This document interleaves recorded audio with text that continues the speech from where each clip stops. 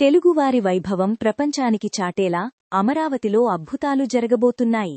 59వ CRDA సమావేశంలో ముఖ్యమంత్రి చంద్రబాబు నాయుడు తీసుకున్న సంచలన నిర్ణయాలేంటి?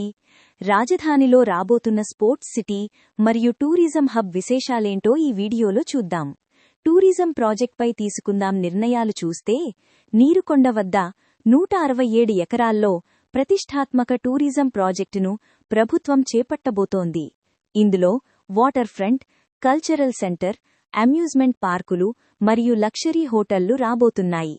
ఇక స్పోర్ట్స్ సిటీ అండ్ ఎకానమీ అభివృద్ధి కోసం తీసుకున్న నిర్ణయాలు చూస్తే క్రీడలు భవిష్యత్తులో అతిపెద్ద ఆదాయ వనరుగా మారబోతున్నాయని, BCCI తరహాలో అమరావతి స్పోర్ట్స్ సిటీని కమర్షియల్ హబ్గా తీర్చిదిద్దాలని సీఎం ఆదేశించారు.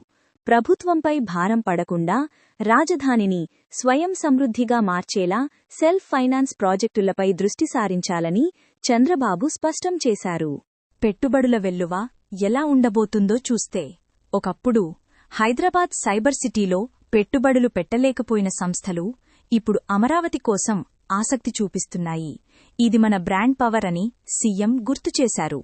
ప్రధానంగా CRDA ఆమోదించిన నిర్ణయాలు ఒకసారి పరిశీలిస్తే, CBSE ఆఫీస్ కోసం 80 సెంట్ల భూమి కేటాయింపు చేశారు.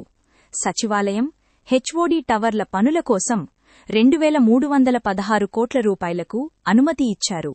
119 కోట్లతో తెలుగు కల్చరల్ సెంటర్ నిర్మాణం చేపట్టనున్నారు. మరి ఈ టూరిజం మరియు స్పోర్ట్స్ సిటీ ప్రాజెక్టులపై మీ అభిప్రాయమేంటి? కింద కామెంట్ సెక్షన్లో తెలియజేయండి. ఇలాంటి మరిన్ని లేటెస్ట్ అప్డేట్స్ కోసం మా ఛానల్ని సబ్స్క్రైబ్ చేసుకోండి. లైక్ అండ్ షేర్ చేయడం మాత్రం మర్చిపోకండి.